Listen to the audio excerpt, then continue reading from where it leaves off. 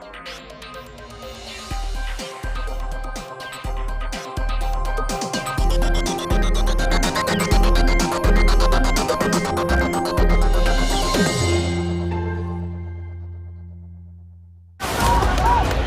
the world is in crisis การแก้ไขปัญหาโควิดถือเป็นวาระแห่งชาติ and people are looking for hope and answers, Thai PBS World is there with you with the best minds of the day. Join us on Thai PBS World tonight, every weekdays at 7 p.m. Thai PBS World, we bring Thailand to the world. สวัสดีค่ะ Very good evening and welcome to our 7 o'clock news Thai PBS World tonight. I am Natha Gomonwadin. Good evening, I'm Thep Chai Yong. The weekend pass was the first weekend after the third round of easing of the shutdown measures.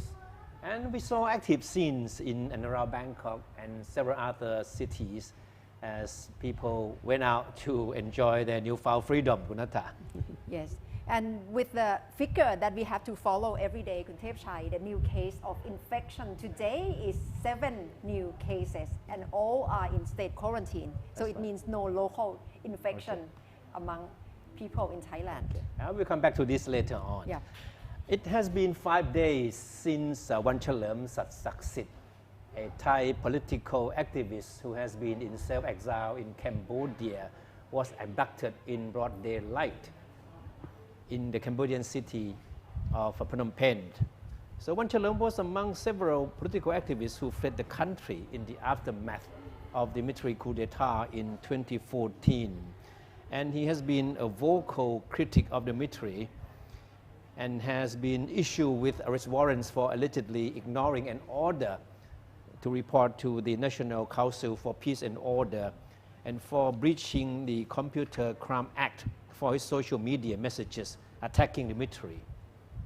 And according to the New York-based Human Rights Watch, Wan Chalerm was kidnapped at gunpoint and bundled into a vehicle while he was walking on the street in front of his apartment in the Cambodian capital on Thursday.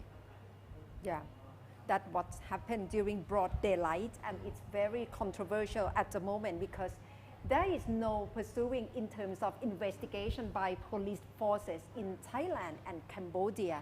And human rights defender, especially Kun Angkhana Nilaphaichit, has given an interview raising her concerns about the disappearance of Kun Wan Chalerm. So both Thai and Cambodian authorities said they have no information at all as to whereabouts or what happened to Wan Chalerm. Yes. Kun Angkhana Nilaphaichit warns the Thai authority that the Thai authority will be in bad light if they don't actively investigate the case of disappearance of Kun Wan Chalerm. And she believes that Cambodian government must take an active role in solving Wan Chalerm's disappearance as the country ratified the UN International Convention for the Protection of All Persons from Enforced Disappearance in 2013. That's the voice from human rights defenders. And Wan Chalerm's family on Sunday called on the Thai government and international organizations to help locate him. It said in a statement that what happened to Wan Chalerm is a gross violation of human rights. It has also put Thailand in a state of fear and hopelessness. It's a warning that this could happen to anybody's loved ones, according to the statement.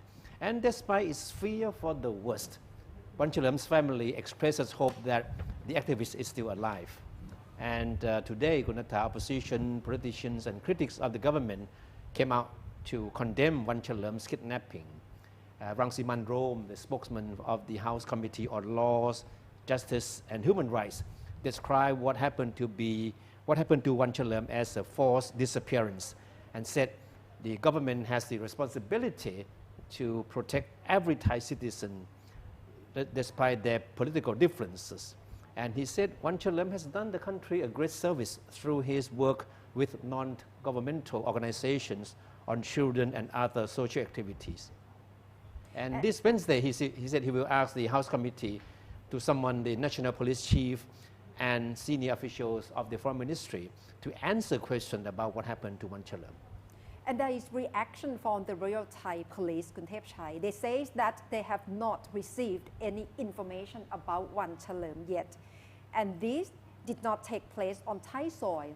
And Thai authority do not have the authority to meddle. That's reaction from Royal Thai Police.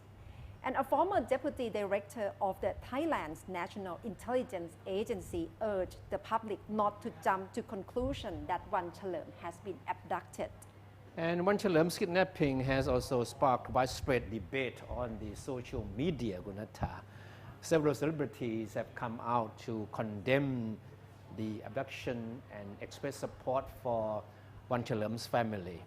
And today, a group of representatives of an alliance of non-governmental organizations submitted a letter with the Cambodian embassy in Bangkok, requesting the Cambodian government to find out what has happened to Wanchalerm. The letter, which was addressed to Prime Minister Hun Sen of Cambodia, said Wanchalerm was kidnapped and pushed into a black vehicle last Thursday and has not been heard from since. The letter also asked the Cambodian government to make public whatever its findings in the case so that the Thai people will be kept informed of the progress of its investigation. So clearly right now the pressure is from human rights group, human rights activists they are trying to put pressure on Thai authority and Cambodian authority to investigate further after disappearance of Kun Wanchalerm. Yeah, and as we all know, that Kun Wanchalerm is not the first Thai political activist in exile to have disappeared under mysterious circumstances. A number of other political activists who have gone into hiding in neighboring countries like Cambodia and Laos following the military takeover back in 2014 have also gone missing, with many believed to have been abducted. So that's the latest about Kun Wanchalerm, whose mysterious disappearance will certainly be a big issue that the critics and opposition MPs will keep up and to demand answers from the present government. And today there is reaction from General Prayut Wongsuwan as well, Kuntepchai. He said that what happened is in Cambodian soil, it's not on Thai soil.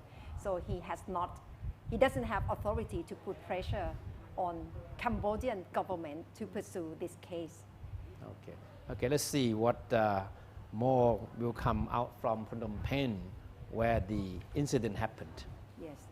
And back to Thailand, COVID-19 cases today, 7 new cases of infection, and all are imported cases, and they are in state quarantine.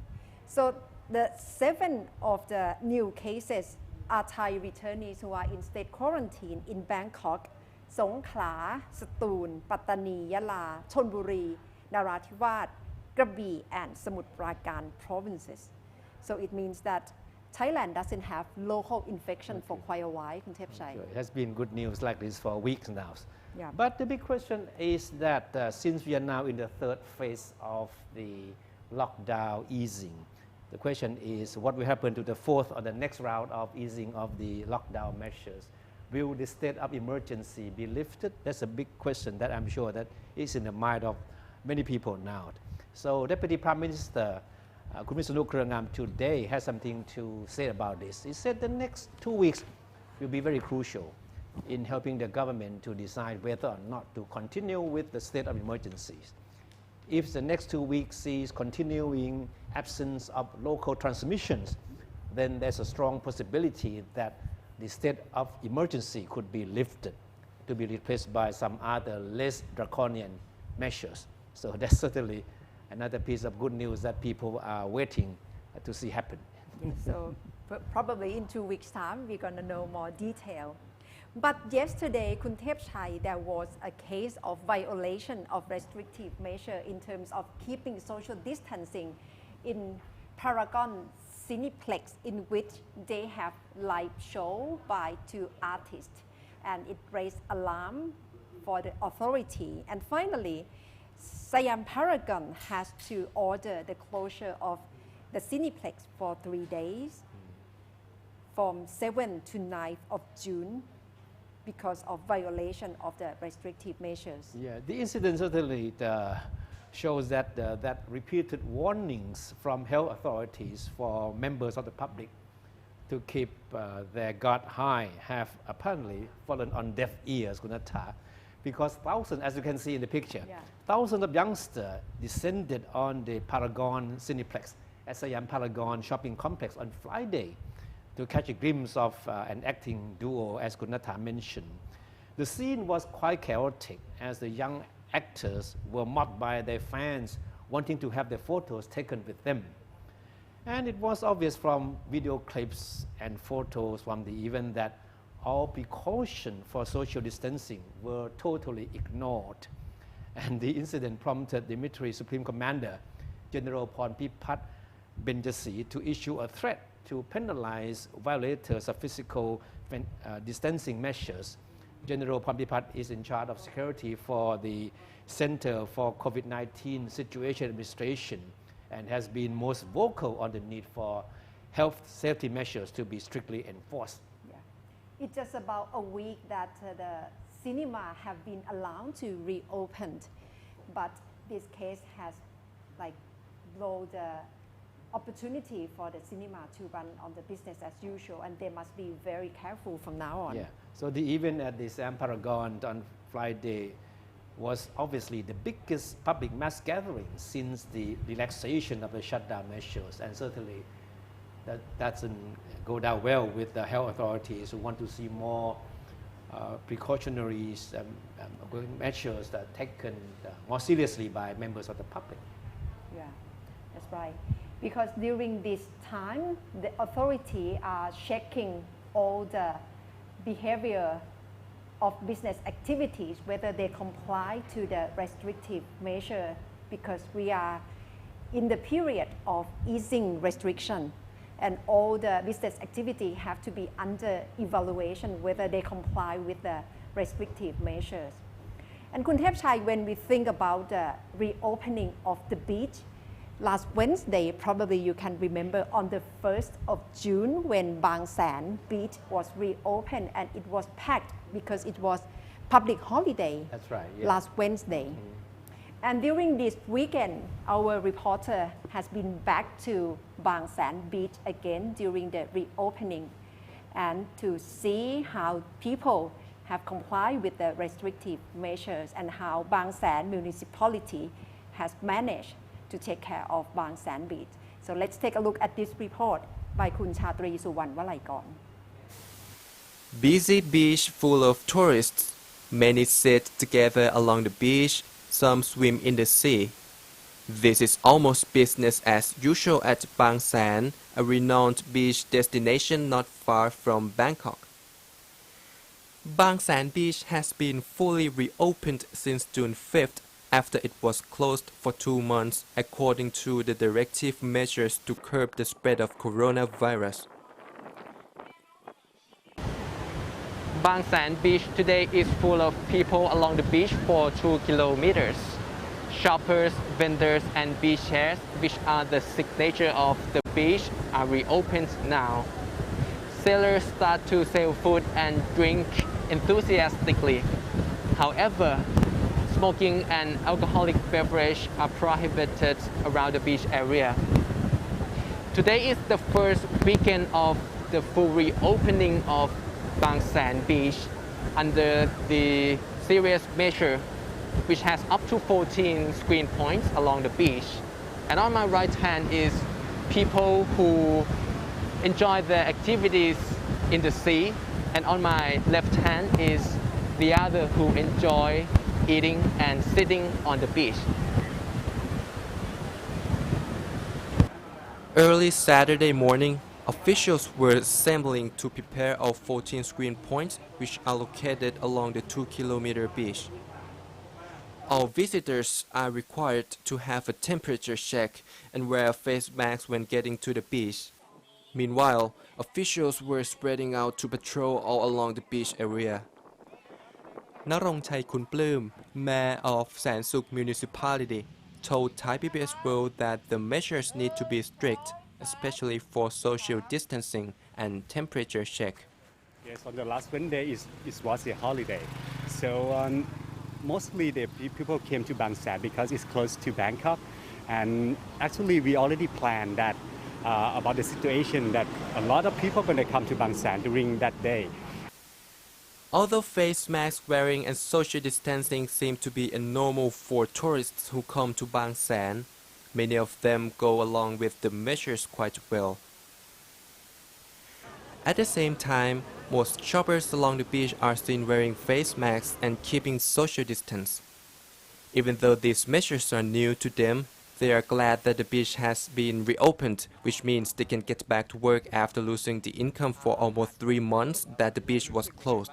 ดีใจค่ะจะได้ขายของเหมือนเดิมตอนแรกก็โอ้ยคนเยอะมากเลยแล้วก็ขายของได้ละเพราะตอนนั้นน่ะหยุดมา3 เดือนป้าไม่ได้ขายเลยไม่ได้ทำอะไรเลยอ่ะ The overall management seems to be a challenging issue, especially for traffic management. In the middle of last week, tourists came to the beach a lot more than expected. The roads along the beach were full of cars and led to a terrible traffic. Therefore, officials have an attempt to control the numbers of cars by letting the cars get through a single lane and controlling the cars to get in, depending on the traffic. เราก็จะเปิดเป็นช่วงๆเราก็จะประมาณว่ากี่คันก็กำหนดไปเพราะว่าการที่เอารถมาจอดจำนวนนี้เราสามารถจำกัดจำนวนคนได้นะมันก็จะทำให้การรักษาระยะห่างเนี่ยมันได้นะครับ Bang San Beach is 108 kilometers far from Bangkok. It takes less than 2 hours if driving from Suvarnabhumi Airport, which makes it famous among both Thais and foreigners. I ask myself, why not trying to really feel the sea while I'm here?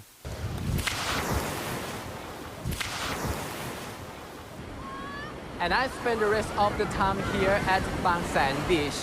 Although it is hard to wear face masks while we are in the sea, the officials recommend to wear face masks as soon as we get on the beach. For now, Bang San Beach today is reopened, but it is hard to tell whether it will be closed again or not, depending on the cooperation of all parties involved. Chatri Suwanwalaikon, Thai PBS World reports. So Kun Chati really feels the sea and couldn't help himself jumping into Bang San Beach, Bang San Sea. Yeah. It's understandable why people were in such a rush to go to the beaches. Yes. Because they had been sort of confined to their homes and not being allowed to conduct their normal activities for months. So Yeah. when they had a chance, newfound freedom. So Yeah, but make the best use of it. but how people flock into the beach may affect the new phase of Bang San Beach of reopening because today the municipal mayor Dr. Kunarong Chai said that he may consider closing down again. Wow. Okay. Yeah. Let's take his threat seriously if you Yes. want to see the beach stay open. Yes. And with the world spotlight right now is in the US protest after the killing of George Floyd, and it's been 2 weeks already. But on last Saturday, we see how people in the US came out to protest in many cities across the US and around the world as well. And right now, Kun Nat Bunnak has this story for us. So Kun Nat, what's the latest, especially on Saturday?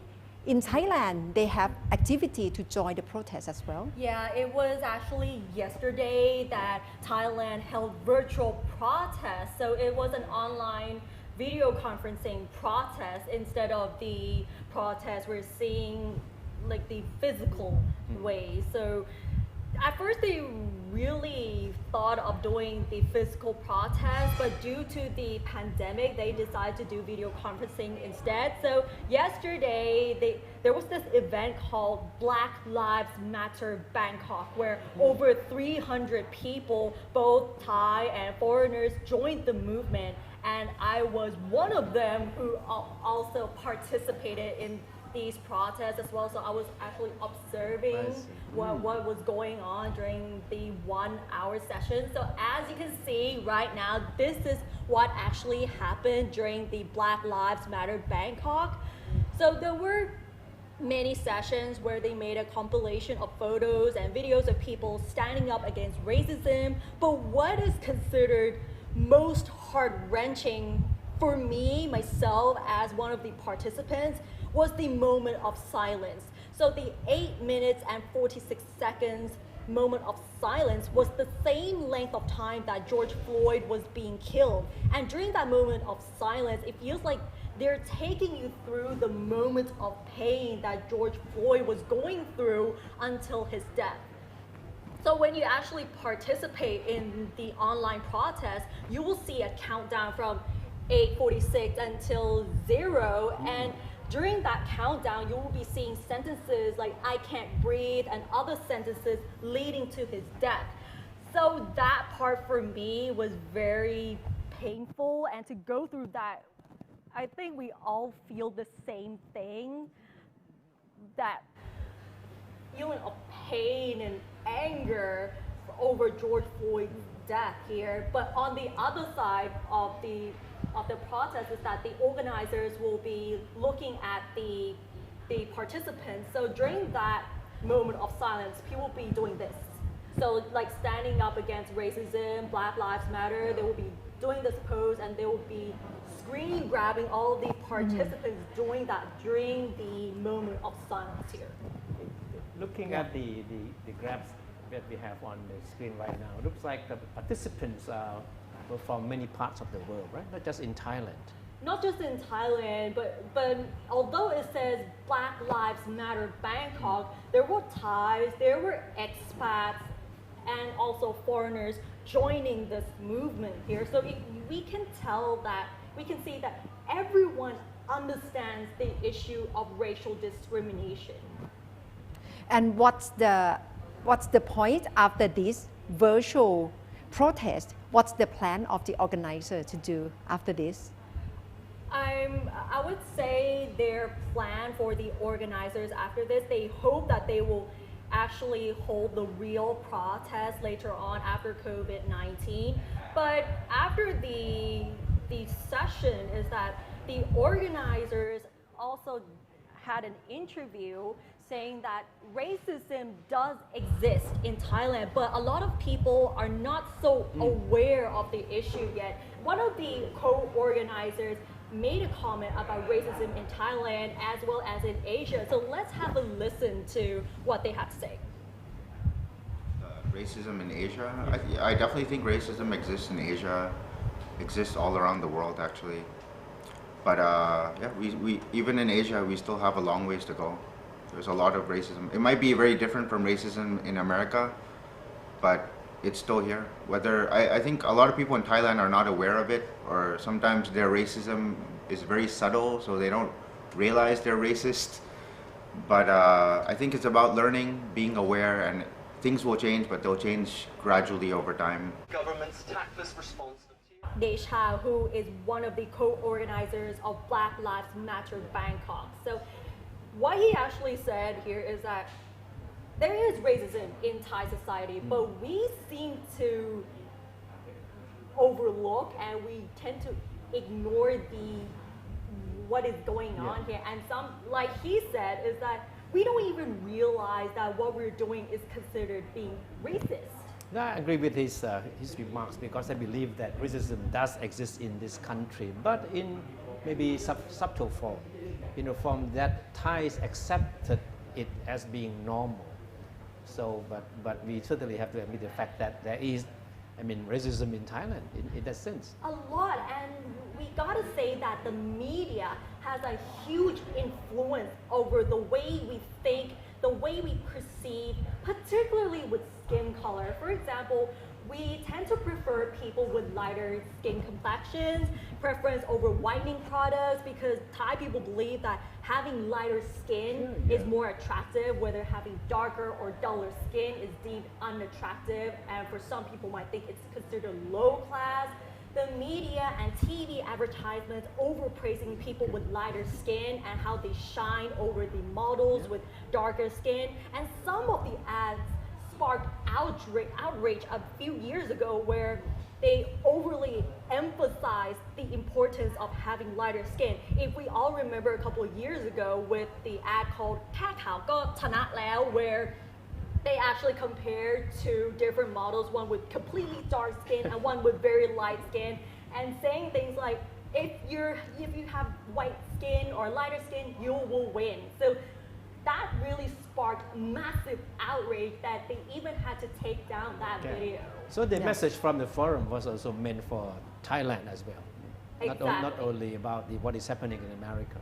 As well, but also to mention that although we tend to blame the media for overpraising people with lighter skin, but things are changing now because we're seeing more models and more beauty queens with darker skin that also gain popularity. For example, like Maya from Miss Thailand World, Namta Chalita, Nat Anipon from Miss Universe Thailand, or even Grace from The Face Thailand Season 3. They all have dark skin, but everyone celebrated their beauty and they all appreciate for the way they look. They have their own beauty and they shine just the way they are here. So it means standard can change. People can prefer darker skin as well. As well, yes, definitely. I think beauty has no limits and no borders because it's like anyone can be beautiful no matter which skin color you have. But that's only one side of racism in Thailand. Yes, just one side. But don't forget the way that many Thai people refer to people from neighboring countries. Yeah. And then that certainly reflects the attitude of Thais toward people of different races. I think it's not just being racist amongst people with skin color or people with neighboring countries, or sometimes we tend to call them names.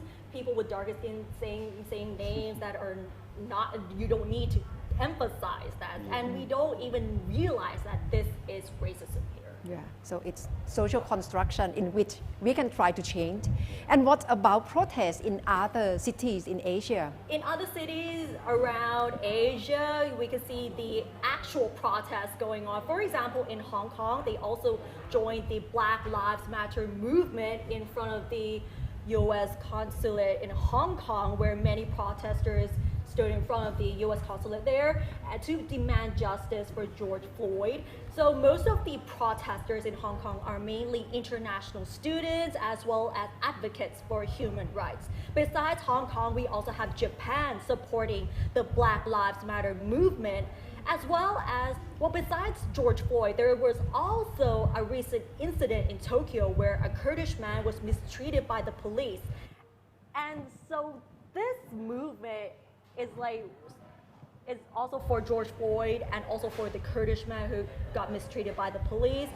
South Korea also held protests as well, where a large group of activists and foreign residents came together wearing masks and holding signs to support the Black Lives Matter movement. But interestingly enough, one of the protesters said that South Korea is becoming a multicultural society. So that is why they decided to come out and raise the awareness of racial discrimination. It's very interesting how different society can draw meaning with George Floyd killing, and they share the same sentiment and coming out to protest. Definitely, because of the George Floyd case here, it makes us relate ourselves back to our own society, our own culture of racial discrimination and how it really happens. As before, if we might not have these cases, we might not even think that it is racism, but it kind of reminds ourselves and asks ourselves whether discrimination happens in their respective countries. Okay, thank you very much, Kun Nat. Thank you. And Kun Thepchai, with the easing of restriction in many countries, like one of the country is India, in which bodybuilder must have felt like they really want to exercise, and right now they are trying to call for the government to reopen the gym again. Take a look at this report.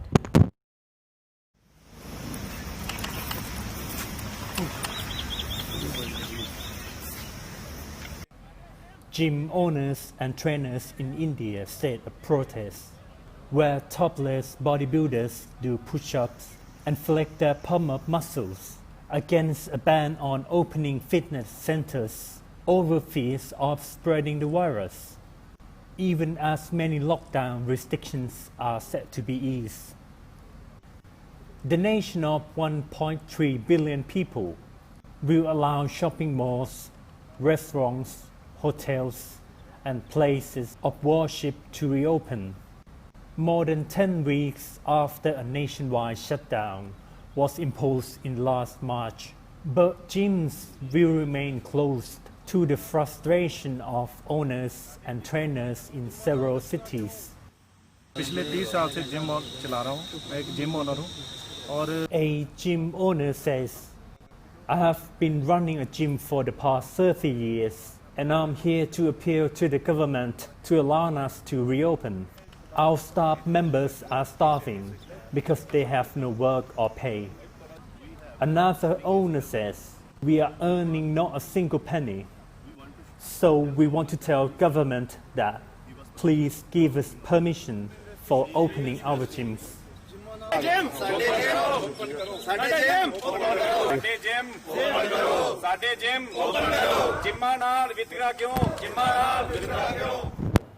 Of course, gym is really important for bodybuilders.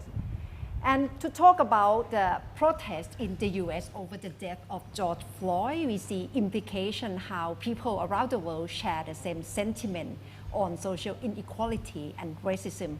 And what's the implication on this issue on the future of America, and how should we look back toward history of racism? Right now we have our guest joining us live, Associate Professor Dr. Vibhun Poon Prasit, Advisor to America Studies Association to Thailand. สวัสดีค่ะอาจารย์ Very good evening. Thank you for joining us. Yeah.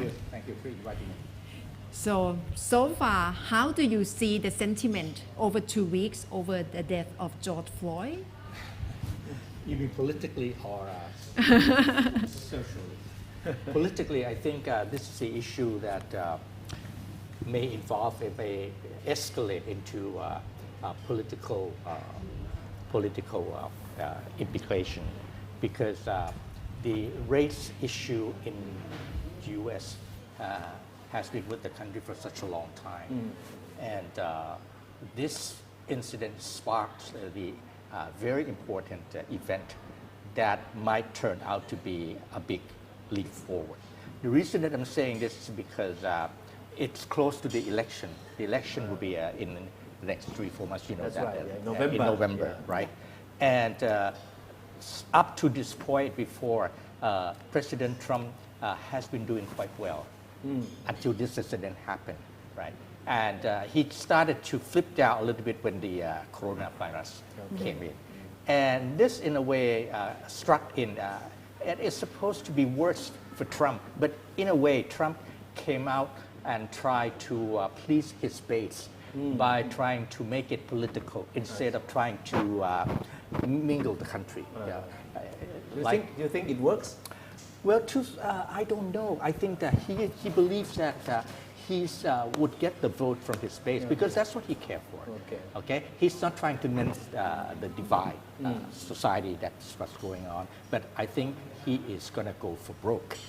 And now I think that he's quite broke, because according to the CNN poll, or even the other polls, Trump is kind of losing ground to Joe Biden. Yeah, right. Okay. But again, that is not certain that it's going to be like that. Okay, you never know. Maybe Trump has something hidden behind his back and he's going to come back again. That's right. No, but you have to admit that Trump's posturing, or the way he treats the riots, has also struck the right chord with many Americans. Especially in the Midwest. Yeah, the conservative American, the evangelicals, his base. And I think that's what he aim for. I think he's not aiming to mend the differences, okay? That's why the Jay Mattis came out and say that in his lifetime, he's never seen any president who didn't even try to, mend the divided society. But I think Trump, the most important thing that he cares for right now is to win the second election. And how would you win the second election? You have to keep your base. You have to keep your base, right? And to keep your base is that you need to show the image of being a strong law and order president.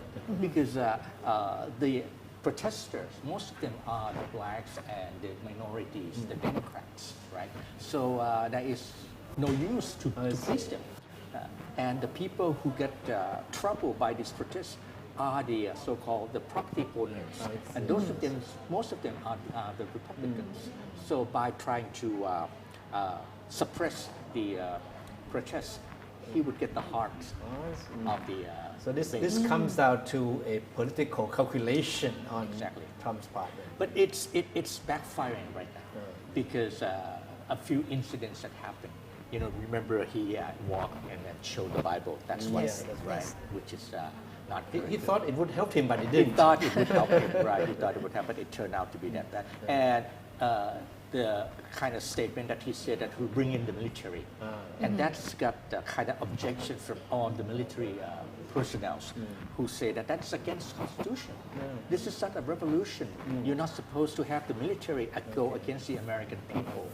And because of that, I think he. But last night I watched CNN and his public health minister, the black person, what's his name?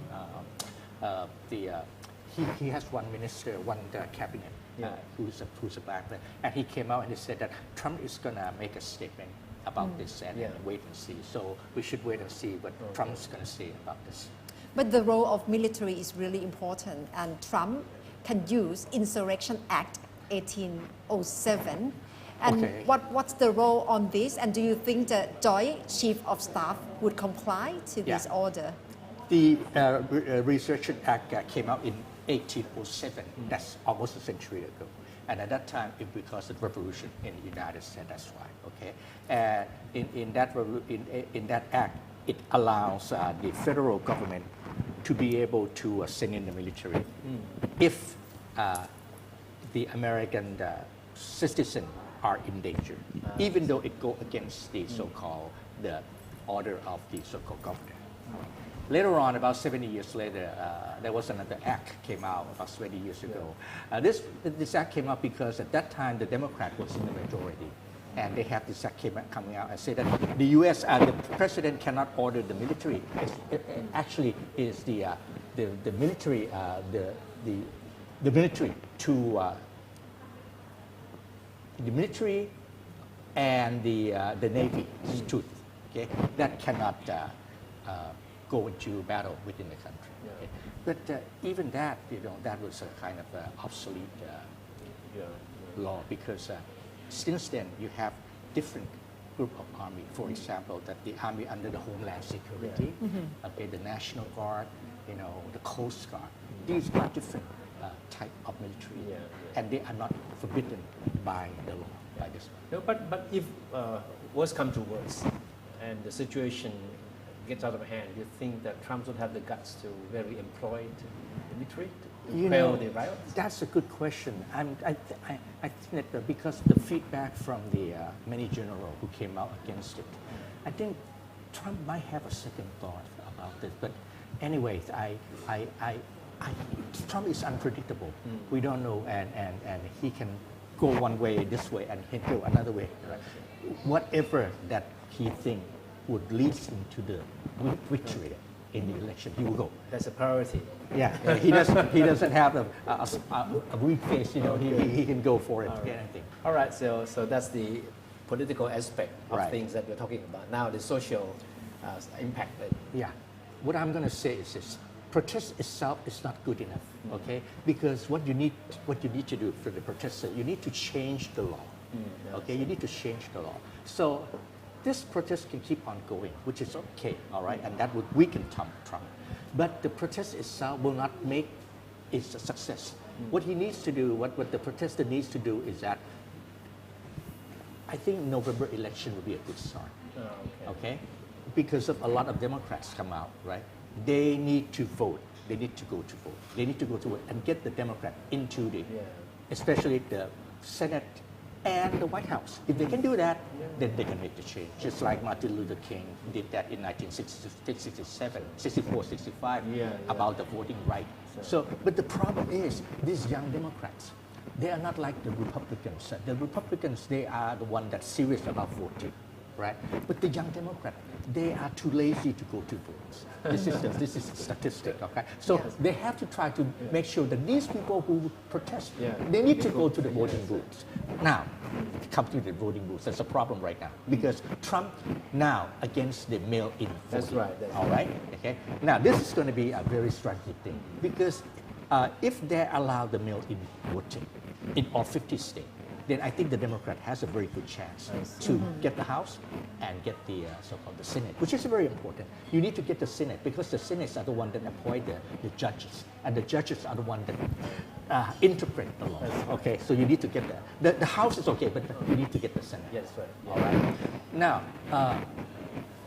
if they cannot do anything by next month, because it's going to take a few months. Okay, if Trump can block the passage of this so-called mail voting thing by next month, it will be the end because after the next month, I don't think they will have time enough to allow the voting, the mail voting to all 50 states.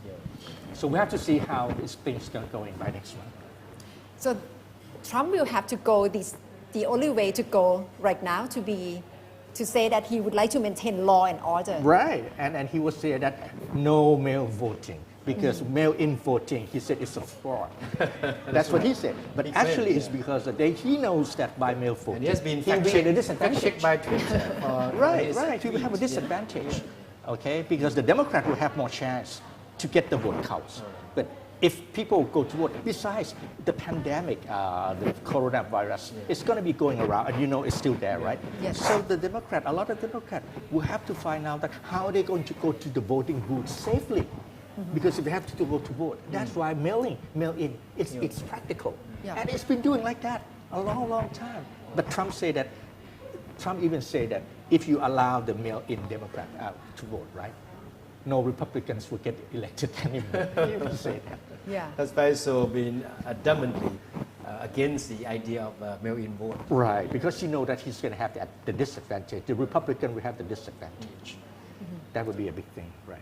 And overall, how do you see the word systemic racism? Because some people is against this term and say that it's not systemic. But overall, how do you see after the death of George Floyd? Racism came with the birth of the United States of America. Okay, you know that it's been with the state for a long time, and so far you have seen the struggling of racism, of how to minimize racism in the United States, and it hasn't been that successful, and that's because I think the majority of people in power are still the whites, and if you can't get the white to change the thinking, you're not going to get this thing. That's why I'm saying that protesting itself is not good enough. You need to get the vote in. Okay? And to get the vote in, you need to go to vote. And November, this election will be a good start. Because if you can get the Democrat to be the majority, actually Joe Biden is not a very strong candidate, but he is an alternative that you have to choose right now. Because Trump will be the worst. so Biden is not that great, but at least he will be able to calm down the dividedness in the society, which Trump's not going to try. All right. Yeah, a lot of Thai people have been following the situation in the U.S. very closely. What do you think we should learn from what we are seeing? Interesting question. I think Thai society and American society are quite different in a sense of racism. Okay, we do have some kind of racism, but not exactly racism in the sense of the United States and the sense of America. But I think what we can learn from that is that I think especially the government can see that the will of the people can change things. I think this is a key thing. And we have seen witnesses of whatever happened in Thailand before. But I think we need to stick to the cause of it. If you deviate from something else and allow political maneuvering to come in, and then it loses the importance of how you want to get to your objective. So as just the same thing like what we're having here. Actually, it started from this, what you said, that the police that hurt George Floyd. But as it turned out, you have many groups join in, right? Okay, the left, the far right. But not only that, you have the looter coming and try to steal stuff. But this is I think I would say that this is natural because when you have the protest, you cannot control it. But what Trump is trying to do is that to deviate from the original cause of this protest and try to think of the so-called the stealing and stuff like that. And so that's why he said he wants to be the president for the law and order. But I think the American people in the majority are, I think they are sensing that Trump is trying to deviate from the real cause, and Trump will have to try to do something different. Otherwise, he might lose this election. Before the incident, or even before the coronavirus, if anybody asked me, I said more than 90% that Trump will be re-elected. Because if you look at the statistic, you look at the statistic, of all the president has been elected from after World War II up to the present time, everyone gets elected at the second time, except only one, Jimmy Carter. And the reason was because Jimmy Carter has a problem in Iran. You remember that? The hostage in Iran. So by statistic, Trump has an advantage. People, the incumbent usually has the advantage, over the other party, right? So this actually comes in. It's a blessing in disguise. I would say it's a blessing in disguise. And now you will not bet on him, right? But you know what? I think Biden has to be very careful because he's a bit senile. You call it senile. He forgets things all in the back, and sometimes he says things that I think it's very, very wrong. Okay, so I think he should follow the script. He has to follow the script and try not to sweep back himself because I think his job now is to get as many Americans out on the voting days as many as possible. Exactly. That's what he needs to do. And not only get out, but they need to get to vote as well. Now the problem is the problem that I'm saying about the mail-in voting, because that can happen. But again, mark my words, okay? If this is going to happen, something has going to happen by next month. The process and everything, okay? Because if this is not happening by next month, meaning Trump will have the advantage. So we still have time to see what the future will bring. You cannot cut Trump out yet. He still can come back, right? Yes. Okay, thank you very much, Ajahn Vibunpong, for joining us in English version of Thai PBS World tonight. But please stay with us because we will have another program to be talking with you. And that's all from the Thai PBS World tonight on the analysis of America after the death of George Floyd.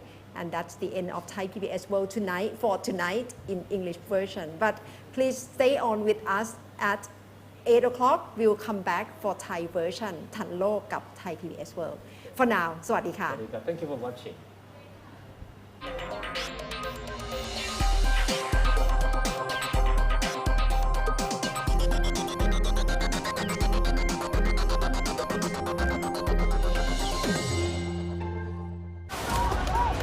When the world is in crisis การแก้ไขปัญหาโควิดถือเป็นวาระแห่งชาติ and people are looking for hope and answers,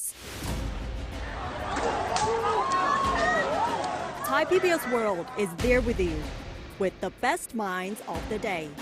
Join us on Thai PBS World tonight, every weekdays at 7 p.m.